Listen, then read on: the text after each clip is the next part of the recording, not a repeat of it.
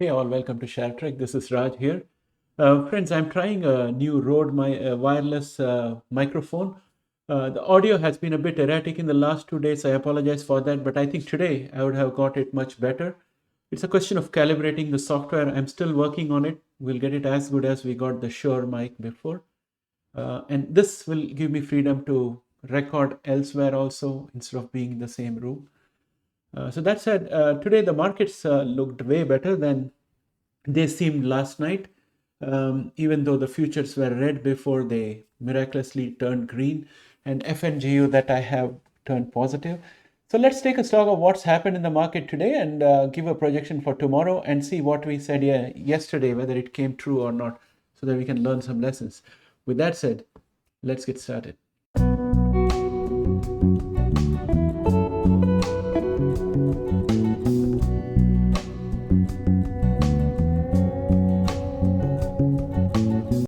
Welcome back, friends. We are in the TradingView platform. Each candle in this chart is a one-day candle, and we are looking at Nasdaq Futures, which is mildly negative at this point of time. But the good news is that today we managed to overcome severe resistance, I believe, and that severe resistance is going to become a severe support for tomorrow, in my opinion. So the horizontal resistance at 16,765 merged along with the 9-day exponential average, which is sitting at 16,757.44, and together they give a great deal of support for tomorrow. So that's the positive. Momentum is also above average. That's another positive. And MACD is moving towards the signal line. That's another positive. So that gives me hope that tomorrow again we may see modest gains at least. And then if you look at indicators, QQQ did well with that 0.20% gain. It is being constrained by this resistance that we have here at 406.75. You can see that we touched it briefly and came back. The good news is that we are still above the 20-day and the 9-day exponential moving average. This is great. And momentum is also above average, even though it's flat. I would have preferred it to point upward. But we'll take this. There's a slight upward bias, which means it's a moderate gain. So probably tomorrow, again, we might be just on or under this red line of resistance. That's my interpretation of what this looks like. And then if we look at VIX, VIX is still following the bull channel out here. So I would be surprised if it fell below this because momentum is still strong and MACD is not yet crossed over. But we'll see what happens tomorrow. If it comes below this, then I think the share prices will be even better. And let us look at S&P 500. Before I do that, so in case it bounces back from here, then I think we should look at share prices falling. So it's going to be precarious. So tomorrow it could go either way, and it's difficult to make a call. S&P 500 was down minus 0.15% today. It still manages to stay above the 9-day exponential moving average and the 20-day exponential moving average, and it also has support here from 470.94, which is a horizontal support. And we have Dow Jones at 0.44, still struggling to beat the 9-day exponential moving average. US dollar index has gained 0.02. That's not much to talk about. IWM is down minus 0.89%, still struggling to break through the 20-day exponential moving average. US oil is up 0.54%, and it's still trying to break through the 20-day exponential moving average. It has already converted the 9-day EMA into a support. And if you look at put call, it's mildly bullish at 0.92. So that gives me hope. And the overall breadth of support in the market is decreasing because we now have S&P 500 stocks above 50-day average showing around participation of around 85 or 86% of companies in that index. So that's a little bit concerning, but still it's a very high elevated level. And if we look at the market movers, NVDA has done extremely well with a gain of 1.70%, and its RSI is very close to being overbought. MACD is bullish. So tomorrow it may move a little bit upwards, and then it has to consolidate because the RSI has to cool off. Sometimes you know that RSI can go above 70% and stay there for a while. So NVIDIA is coming with a lot of strength, and if you look at Netflix, it was down minus 0.61%. However, the good news is that it's still above the 20-day and the 9-day exponential moving average, and we'll take that any day. Momentum is looking a bit suspect, even though it's above average, it's pointed down. That's a wrong place for it to be pointed, but I'm enthused by the fact that MACD is turning towards the signal line in a bullish manner. IBM was down 0.66, Meta was down minus 0.34%, and you still have support from 9 and 20 day, nothing to worry about out there. MACD is parallel to the signal line, and momentum is pretty high, but it's still not pointing upwards. It's a bit flat, and that's what concerns me. So we'll see what happens with Meta tomorrow. Tesla was down 2.28%. It's in this wedge pattern out here. It's constrained on the top and on the bottom. So tomorrow I'll probably see a narrow range. And if we break down below this line of support, then I think I'll have another line of support out here, which will most probably help Tesla to bounce back, and that's going to be here. And it's been touched once, twice, thrice, and 4 times in the near past. So I'm hoping that this will be the next catch for Tesla. And if we look at, and if I look at the momentum, it's pointed down, so it's not looking good. Tesla is looking weak on the charts. Chances of it coming down is more than chances of it going up. That said, I would like to look next at Microsoft, which was up 0.29%, firmly above the 9-day and the 20-day exponential moving average. In fact, above all exponential moving average, MACD is pointed up in a sustainable accent. So overall, I think Microsoft is going to gain tomorrow. And then if we look at FNGU, which is my favorite, it was up 0.76. I have broken even. I'm looking forward to FNGU picking up further because it's already got the 9 and 20-day locked up, which have actually supported today, and we need to cross this diagonal line of resistance from the previous bull channel, and that's the next challenge for us. And I think tomorrow that's going to be at 235.04. Our momentum is also looking good. It's pointed upwards, so that's really great. MACD is also going towards the signal line to cross over to the bullish side. FNGU should do well. Apple was down minus 0.23%, and it's still, I think, depending on this diagonal line of support, this mustard line or yellow line, it still has managed to bag the support of the 100-day exponential moving average, which is this yellow line, which is again another positive. We are still above it, but a lot of work to be done for Apple. And then we have Google, which was up 1.44%, and it's looking pretty good on the charts with the momentum going upwards, and there's plenty of room on the RSI. MACD is also crossed over to the bullish side. Google looks good. Google and NVDA and Meta may push our FNGU up. I'm suspect about Apple. They have announced the new 3D goggles and all that. There was a little bit of hype on that, which is what gave us these two green candles. We need that hype to continue. Which is what gave us these two candles. We need the hype to continue. And then we come to Amazon, which was up 1.52%. It's looking good. Friends, I promised you a story of Amazon. I'm going to do a detailed analysis of Amazon and come back to you. Still working on it. It should happen this week, hopefully. And that said, I want to go into genomics. And if we look at genomics, Allogene was down 2.56%, still struggling to break through the 9-day exponential moving average. Momentum and MACD not looking that great. ARKG was up 0.65. Momentum is looking pretty good, and it's sustainable.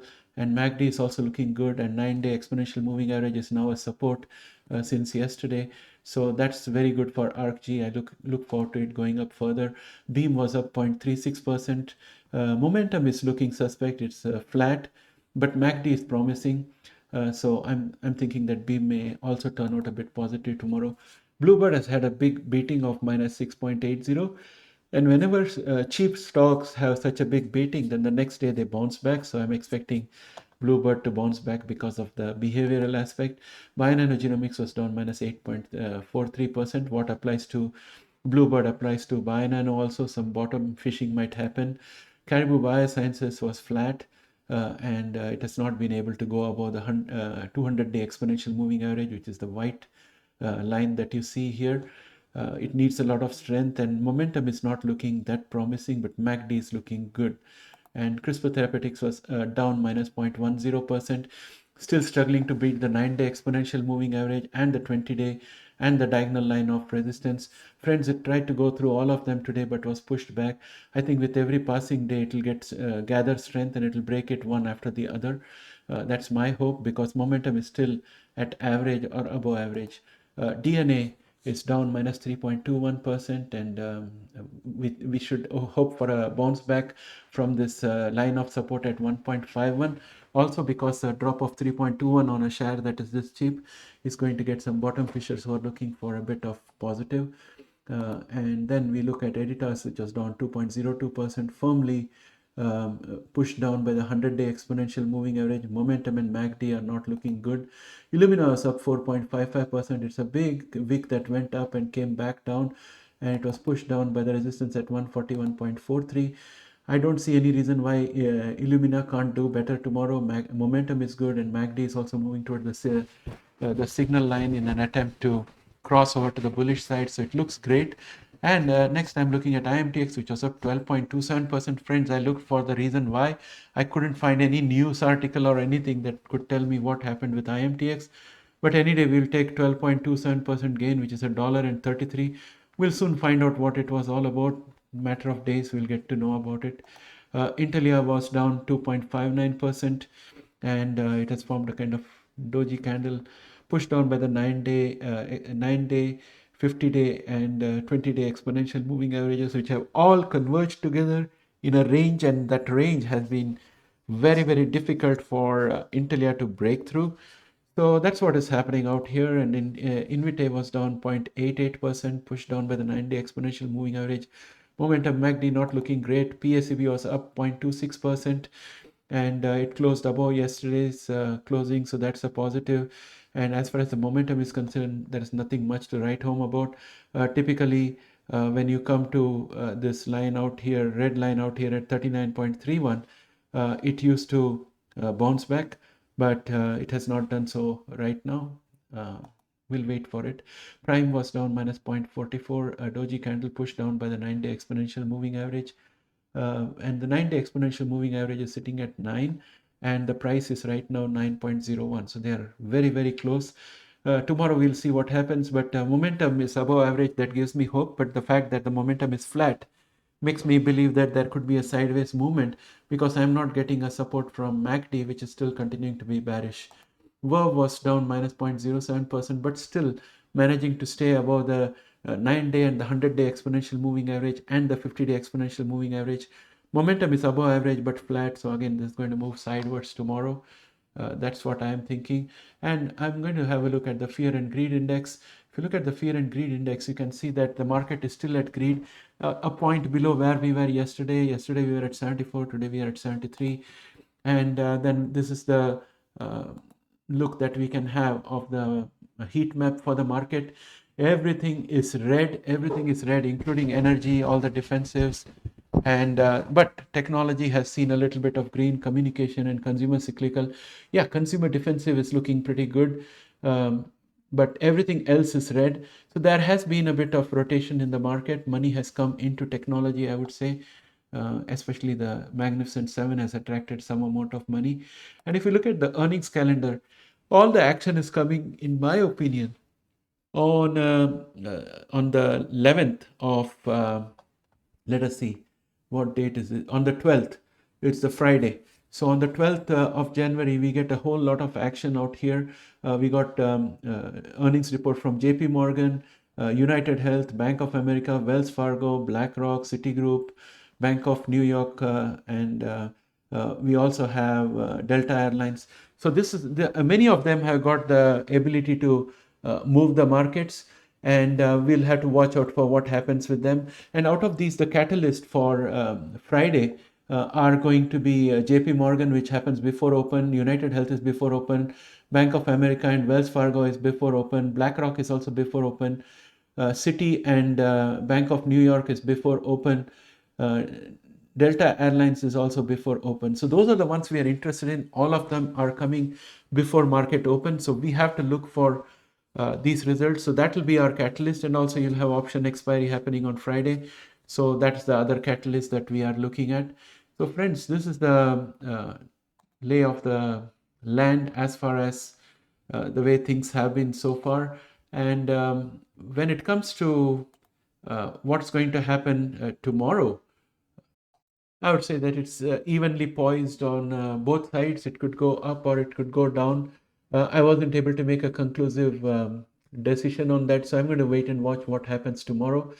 Honestly, it's very difficult to predict what's going to happen in the market because we may do a lot of technicals. We may come up with a cup and handle pattern or any other pattern which is bullish or bearish. But I think the key to succeeding in the market is to be in the same wavelength as the market, and that's an impossible target. So it's task. It's almost mission impossible because millions and millions of people reading millions and millions of different articles and different philosophies are working logically and illogically in the market by placing orders, buying and selling. So in that kind of an environment, it's very unpredictable, and that's why most analysts make mistakes again and again. It's not their fault; they're trying their best. That's what I think we as retail users also try to do. We try to do technical analysis, a bit of fundamental analysis and everything. Whatever we think is the value of the company that we should pay, many times the market is way above that and many times it is below that. When it's above that, we kick ourselves for missed opportunities and we think that it's overpriced and it has to fall down. And when the market is below the pricing that we have established, then we start worrying if we missed out something, maybe something is wrong. Why is the market not picking up? Why don't we get the value that we want? And this is where the big names have got a big deal of influence. If someone major like Dan Ives or somebody spoke about Tesla, that would move the markets. So those kind of people are opinion setters, and once they set a bullish opinion for something, everybody buys into it gradually, and then it becomes a self-fulfilling prophecy. That's my opinion, and we in this channel are still very small. We have a small group of just about 5,500 people, and we do not make a dent in the market. So keeping that in mind, I think I would say that I'm cautiously optimistic that tomorrow things are going to look up. I'm still not selling FNGU because I'm feeling that probably I'll get a few more days. I'm going to wait for Friday because that's where the bank results are coming. If that pushes the dial a little bit up, then I think I would like to sell FNGU and withdraw. But anyway, tomorrow I think I'll take a decision because that it could happen other way also. If the banks come up with good results, money can move out of technology into banks. You never know. So I'll check tomorrow what I want to do. I want to see more data before I take a decision. So my plan for tomorrow is that I'm just going to sit and watch, and if possible, I'll take a decision on whether I want to sell FNGU, take the cash and sit on the sidelines until February and March bottom happens. And then when it starts going up and I have some validation, that's when I plan to enter the market back again. With that, my friends, I'd like to bring this video to an end. Please put your comments below, share your thoughts, ideas, and if you have any strategies, it'll be interesting. With that, bye for now.